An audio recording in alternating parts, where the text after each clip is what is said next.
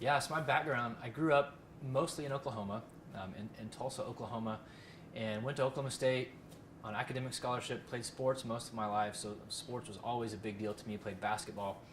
And then I got into the healthcare world. Healthcare world was great, and then eventually got into social media space and training college athletes on social media, which has grown into now working with teams and athletes and administrators from a leadership and culture perspective.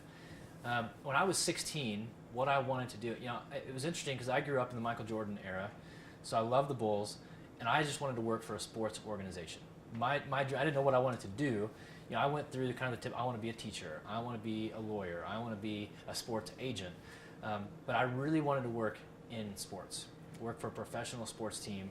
And I actually remember when I was younger, probably in college actually, I emailed Mark Cuban probably 100 times, working for the Dallas Mavericks, wanting to work for him. And of course, he never responded to an email. And now he follows me on Twitter, so I can direct message him whenever I want. But it's just a funny thing where I always dreamed of working in sports, and now I don't work for a sports organization. I work for potentially every sports organization. So it's that dream not only came true in a bigger way than I imagined. Yeah, I always found myself in leadership positions. And I don't know that I was always qualified or the best person for the position, but whether it was in class, on projects, whatever, I always found myself in leadership positions. In sixth grade, I was voted class president. I didn't even know what I was getting into, but I was voted class president. Always just found myself in those positions. And in life, in college, in my fraternity, I was the youngest person to ever hold office in our fraternity. In the corporate world, I was the first person. I earned a promotion faster than anyone else. Found myself on the leadership team quicker than anyone else. And so I always found myself in those positions, and so I've always been really fascinated and interested in leadership and what makes great leaders. And so getting to do the social media thing and being around coaches and ADs and players, I just realized there was a big gap in how we're developing and training leaders and creating culture. And that's always been a passion of mine. And so I kind of realized doing all the social media training and working with athletes and coaches and administrators there really was preparing me for the next phase and kind of evolution of who I was becoming, was to do leadership training and serve them and help them come alive in that way.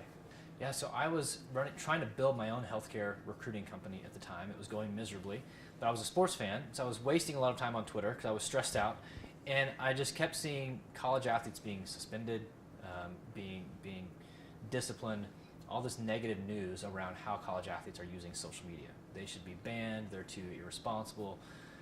It's this terrible, ugly thing, and we should just get rid of it. Meanwhile, I'm watching all these other people in industries use social media with purpose, raising awareness for their organization, for their nonprofit, for their book, for their CD, whatever, building community, building conversation. And it didn't make sense to me why it had to be so negative for this one group. Why can it be good for everyone else, but this one group it has to be so negative? And I just started complaining, saying, well, someone should help student athletes use social media well. Because if they can understand how to use it well, it's a huge benefit for them as a student athlete and as a professional teacher, salesperson, doctor, whatever. But it's also good for their team, for their school, for the athletic department.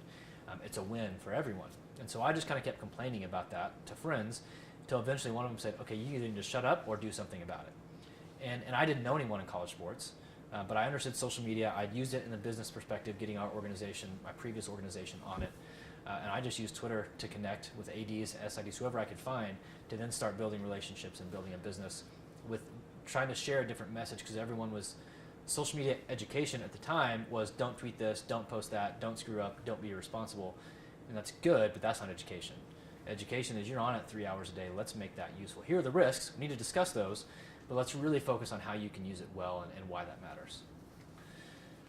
Two things that I think take out leaders are a lack of self-awareness. They just don't know who they are. They don't know what their natural strengths are. They don't know what their natural weaknesses are.